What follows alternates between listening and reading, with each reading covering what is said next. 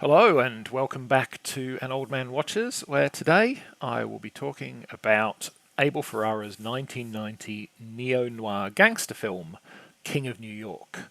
And the titular claimant to the throne is mob boss Frank White. Newly released from prison, White immediately rejoins his crew and declares war on every other gang in the city. As you might imagine, this spree of violence upsets the other members of the underworld, as well as the NYPD. But Frank's onslaught is not merely an attempt to control all vice in the city. It is an attempt to control all vice in the city. His time in prison did not reform Frank, but it did give him something of an epiphany. He plans to make money from the rich and use some of the proceeds to provide better hospitals and schools to the poor boroughs of New York. Only some of the proceeds, of course. Like I said, Frank's not reformed. He still intends to live well off the profits of his criminal enterprises. Instead, this is very calculated philanthropy. Frank knows it will win him grassroots loyalty that will hinder not just his criminal rivals, but also the police units assigned with the task of catching him once again. Will Frank's violent crusade see him grasp the crown, or will he fall short, just another pretender to the title of King of New York? This film was granted only a limited big screen release in the US. There were never more than 120 cinemas showing it at any one time across the whole country. And despite generally positive critical reception, it managed a box office take of only about half its production value. Critics praised the film's acting, and I think that's entirely reasonable.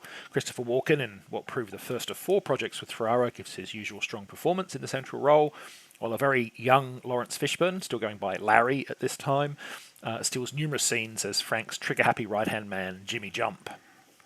Opinions about the film's script were more divided, with some considering it fragmented or sketchy. I don't personally agree, but I do think I can see a reason why some people would not like this film. So let's tackle that aspect of it first.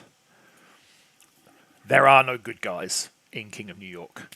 Frank White is at best an anti-hero, and a pretty cynical one at that. He's fully aware of the popularity his generosity will win him, and the benefits it conveys, and his methods are thoroughly unheroic. While he does at least claim to have a few ethical lines he won't cross, such as child prostitution, he has no compunctions about dealing in narcotics or committing murder. Frank is not a nice man. But he's positively restrained compared to Jimmy Jump, who is very much a shoot first, ask questions never kind of approach to life. And then, of course, there are the cartels with whom Frank does battle, who are every bit as wicked as either of the two men, if not more so.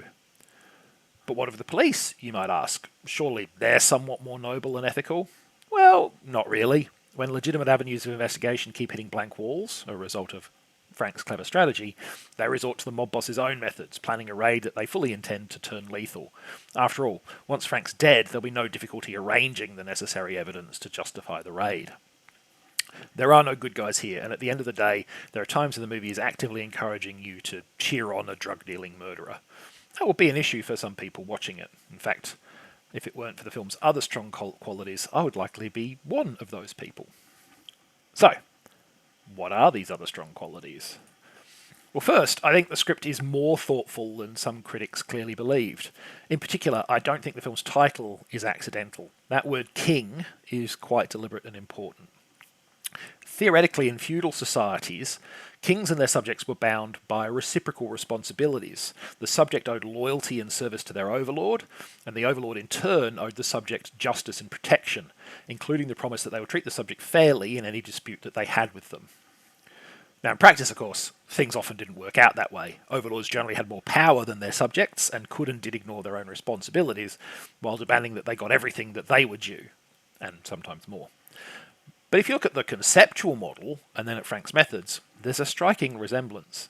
Frank literally wants to make himself a feudal king, gaining the wealth, power and prestige that entails, in exchange for his promise to provide increased security, healthcare and other services to the people who, whether they consciously realise it or not, would become his subjects, accepting him as their overlord. And viewing the film through that lens, I think, does give it an air of Shakespearean tragedy. Frank is the ambitious lordling, aiming to push aside the other barons, the cartels, and the current king, the cops, to take the throne for himself, and in the process unleashing a storm of violence that very few of the players will survive. It's very Macbethian, basically. Secondly, my word, this is a great-looking movie. King of New York was shot almost entirely on location in and around New York City itself, something that is repeatedly apparent in the many location-based scenes within the film.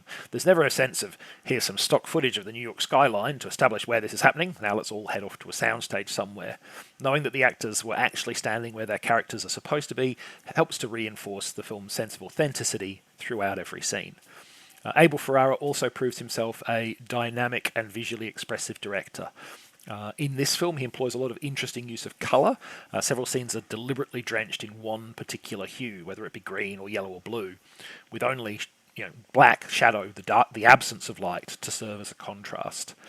This visual landscape immediately gives many of those scenes a particular mood or atmosphere, without a single line of dialogue needing to be spoken. It's a simple but effective tool that is cleverly executed and works well, and takes advantage of the fact that film is a visual medium. So yeah, if you don't mind your neo-noir very hard-boiled, this film is a good egg.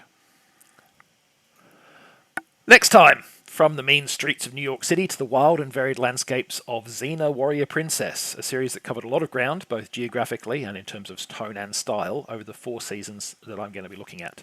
And also a series where they would have embraced an awful pun like the egg one that I just used. But that's next time. Until then, thanks for watching this video, and I hope you enjoyed it.